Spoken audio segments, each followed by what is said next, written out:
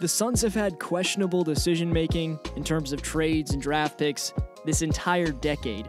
So the first question I have to ask before we get into this preview is Ryan McDonough the right man behind this number one pick? This man has probably the longest leash among any GM in the history of the league since he got the job over 5 years ago. As you see the terrible draft selections, let's not forget about trading away 2 future All-Stars from the squad in Isaiah Thomas and Goran Dragic. But more so than that, just not bringing anything meaningful aside from Devin Booker to this franchise.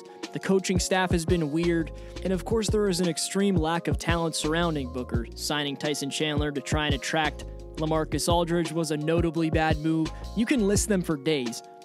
Thankfully, Ryan has an easy job this draft as the Suns had the odds in their favor and got the first pick. Deandre Ayton said to the media he expects Phoenix to draft him. I know I'm going number 1. He does fit the Suns' needs as they don't have an adequate starting center on their roster, and pairing another dominant offensive player next to Booker, man, that could be special. With his size, Ayton fits the profile of a generational NBA center, but can his defensive awareness keep up? Especially in a pick-and-roll heavy NBA, like he's shown weaknesses in defending that area. He also hasn't shown to me much of a threat defending the post. Who was the last guy at the big position that was known to be dominant offensively but struggled on defense? Jahlil Okafor. Of course, Ayton has much better all-around size than Jahlil, and he's shown the ability to shoot the 3 on offense, which Jahlil, of course, never showed signs of. I'm just making the point. It's a big risk to take a guy that struggles defensively at such a high pick. Guarding perimeter big men is a tall task in the NBA, and I doubt he does it at a high level, at least at first. It can be slowly developed with a half-decent coaching staff, but Suns fans, any NBA fans, we all got to ask ourselves, has the dominant low-post big man's time passed in the NBA?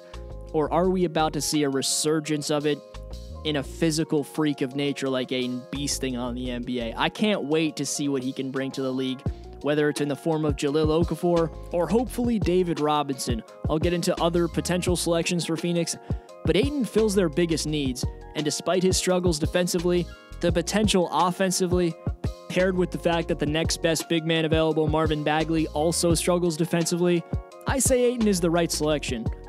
Luka Doncic could be a contributor next to Devin Booker, although I do think that would get repetitive on the wing, as they do similar things. Let me know if you think that'd be a good fit down below Doncic and Booker.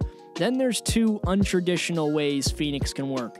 They could use a point guard, and the best available would be Trae Young, or they can trade their pick and move down to get 2 lottery picks, potentially.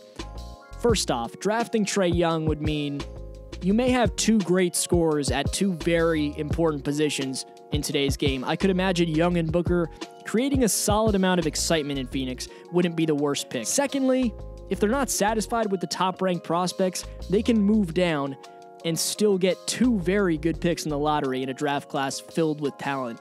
Although, for GM Ryan McDonough, I suggest he stays safe and drafts Ayton, not only for the reasons that I mentioned, but if he doesn't select Ayton and the man becomes a generational NBA talent somewhere else, when you were supposed to select him, you will definitely get fired. If you take Ayton and he turns out to be an injury-prone, underperforming player, then at the very least, everyone expected you to draft him, so they can't blame you that much.